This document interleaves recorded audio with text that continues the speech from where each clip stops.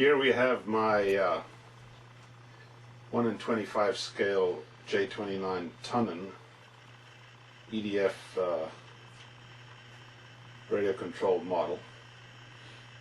This is a plane that I designed and built based on a smaller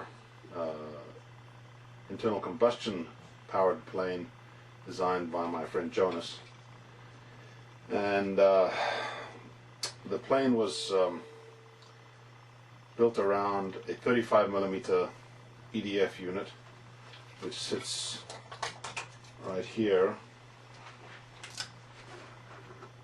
amidships.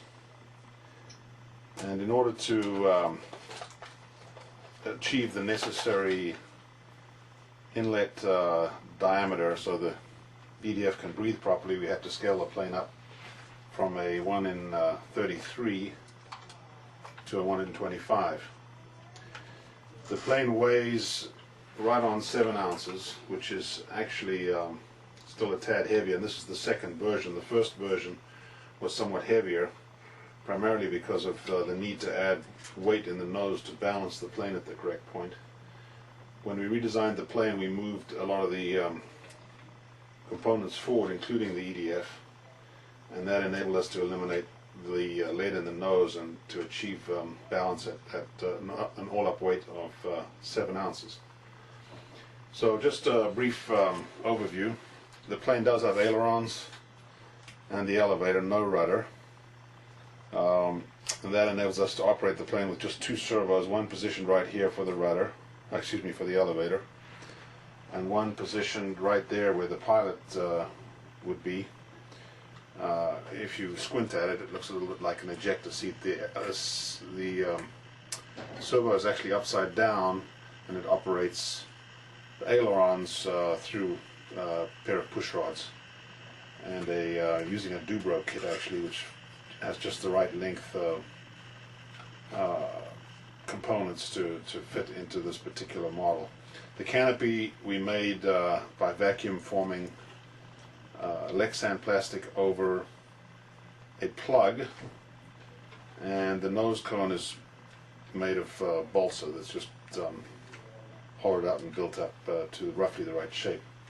Access to the electricals is through a hatch underneath the plane, and we have the both the ESC and the receiver right here on either side of the duct inside the plane to bring the weight as far forward as possible. The battery sits right under the canopy here behind the nose, so we've got a lot of electrical components right up front here in the plane, and this was necessary to achieve the right balance. So that's an overview of the plane. There's no on and off switch. We just plug the battery in when we fire it up, and we'll demonstrate that when we get to the flying field, and we then close the hatch. What you see here is the charge connector for the battery, and just so happens that the ESC is positioned right here, so this little hole acts as a bit of a cooling inlet right over the critical ESC, which given the high current this motor draws, does get warm. And that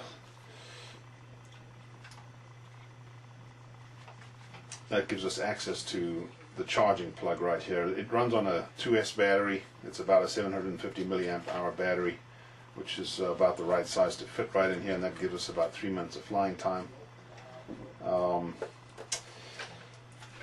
The ESC itself is in fact a Castle Phoenix 25, and we had to get we had to get something that would handle 20 amps, because that's what this EDF draws, and I'll talk about the EDF in a little more detail.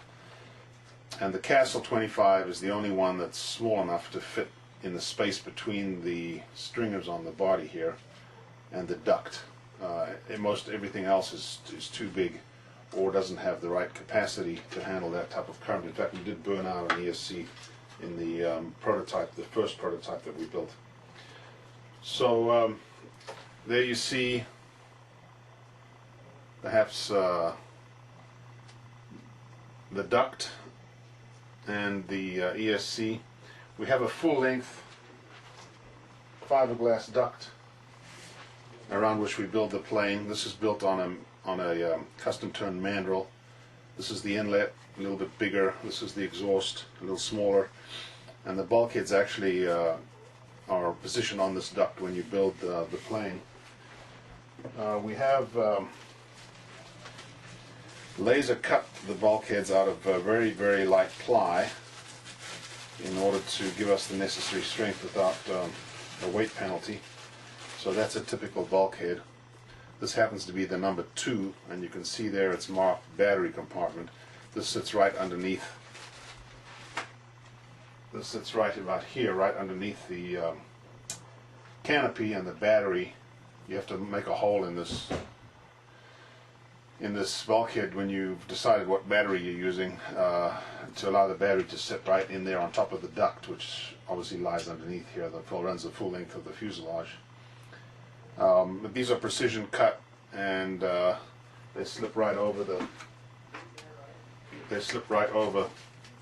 the duct, and that's basically how you build the plane. You slip the bulkheads on here, glue them in place when they're in the right position, and then you start laying out the stringers and what have you. Instead of fiberglass, we've actually built a tool to make a very nice foam nose cone here, which has a very nice smooth intake, which is important for efficiency. And this just glues right onto the first bulkhead and can be replaced if necessary if you crash. It's actually quite durable and quite firm. It's made of 2-part foam in a special tool that we made. So that's something else we did to save time. And then all of the complex parts are pre-lasered and pre-cut. So here, for example, are the 2 wings, and the wing is actually built up right on top of these skins these are the bottom skins of the wings, the ailerons. These are just lightning holes and so on. These are some of the ribs that go into the construction, and all the position of all the ribs, etc., are marked on the wing skin, so that it's quite easy to put together. Here we have the tail components, similarly marked and pre-lasered. What we don't include is the dimensional balls, so for example the 1/8 inch square stringers that run the length of the fuselage, and then of course the monocoat that forms the skin of the plane. But all of the complex parts are right here, and makes the construction quite simple and fast. And finally, here's the canopy. Again, it's vacuum formed using a plug that we made of the canopy itself, and it's quite hard and durable. You have to cut it out, obviously. In the production version of the plane, we've designed the canopy to be removable, and we provide a deck for the canopy with a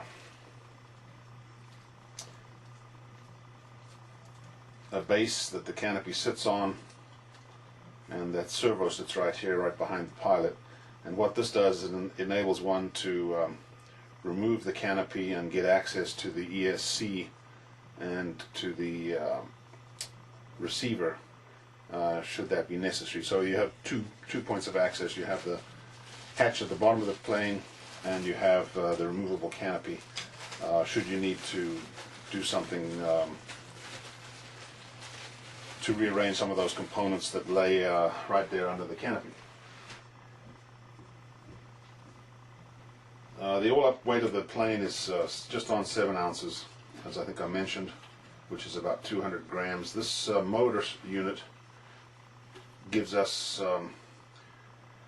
about 100 grams of thrust, which is about a 50% thrust to weight ratio, which isn't very hot for a EDF application.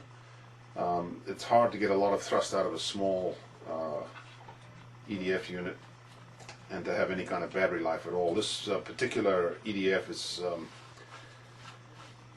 is fairly small in diameter. It has an 11,000 kV motor in an effort to get performance out of it, and that does, as I say, suck about 20 amps out of your battery.